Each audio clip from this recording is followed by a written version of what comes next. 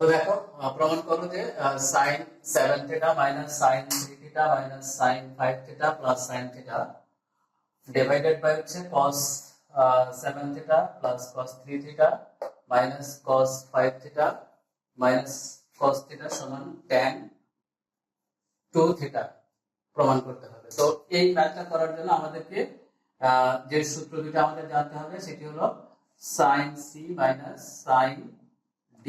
এই সূত্রটা অর্থাৎ 2 sin c minus d by 2 cos c plus d by 2, এইটা আরেকটা হচ্ছে cos c plus cos d 2 cos c plus d by 2 cos c minus d by 2। অর্থাৎ এই দুইটা সূত্র ব্যবহার করে এই প্রবলেমটা আমরা সলভ করতে পারবো। তো আমরা যদি এই যে প্রথম এই অংশটাকে আমরা যদি লেফট সাইড আমরা আর আমাদের ডান সাইডটা হচ্ছে tan 2 থিটা, দেখো লেফট সাইডের অংশটাকে আমরা sin 7 theta minus sin 3 theta, আর এইখানে আমরা যদি মাইনাসটা কমন নিয়ে নেই তাহলে sin 5 থিটা প্লাস মাইনাসে মাইনাস sin থিটা। তাহলে এই যে দেখো sin c minus sin d এই আকারে চলে আসলো, এটাও sin c minus sin d এটা এই আকারে আমরা পেয়ে গেলাম। এবার আমরা আমাদের নিচের অংশটাকে যদি দেখি cos 7c 7 theta plus cos 3 theta, এটা আমাদের cos c plus cos d আকারে হয়ে গেল। পরের অংশটা আমরা যদি মাইনাস কমন নিয়ে নিই তাহলে cos 5 theta minus 7 plus cos theta, এটা cos c plus cos d এই আকারে আমরা পেয়ে গেলাম। এবার আমরা এই সূত্রটা অ্যাপ্লাই করব হচ্ছে উপরের অংশটাকে ভাঙার জন্য 2 sin c মাইনাস d অর্থাৎ 7 theta minus 3 theta by 2 cos, দেখো c প্লাস d মানে হচ্ছে 7 theta plus 3 theta by 2 minus 2, এই অংশটাতে যদি আসি তাহলে 2 sin 5 theta minus theta 5 theta minus theta by 2 cos কি দাঁড়াচ্ছে 5 থিটা প্লাস থিটা বাই 2। অর্থাৎ আমরা যে প্রথম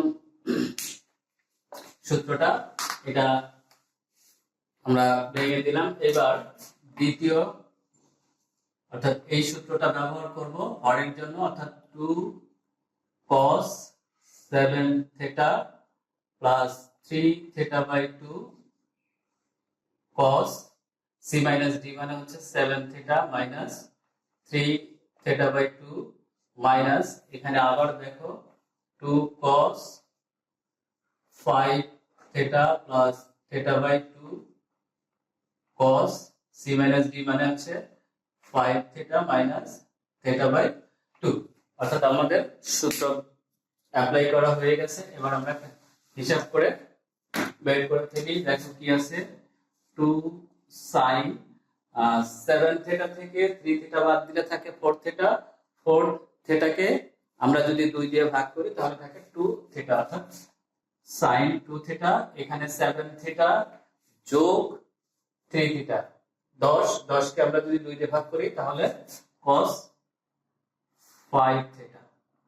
এপাশে দেখো 2 sin 5 থেকে 5 থিটা থেকে থিটা বিয়োগ করলে থাকে থিটা, 4 থিটা 2 দিয়ে ভাগ করলে 2 থিটা। এখানে 5 থিটার সাথে থিটা যোগ করলে হয় 6 থিটা, 2 দিয়ে ভাগ করলে হয় cos 3 থিটা।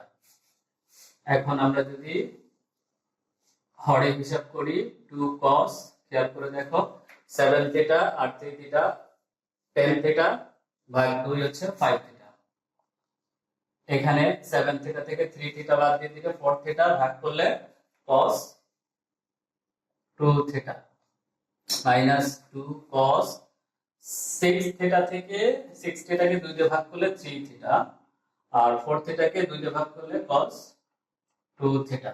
এবার দেখো এখান থেকে 2 sin থিটা, এখান থেকে 2 sin থিটা কমন নিয়ে নাও, তাহলে 2 sin 2 থিটা কমন নিলে cos 5 theta minus cos 3 theta divided, খেয়াল করে দেখো এখানে cos 2 থিটা cos 2 থিটা এই 2 কমন নিয়ে নাও, cos 2 থিটা তাহলে cos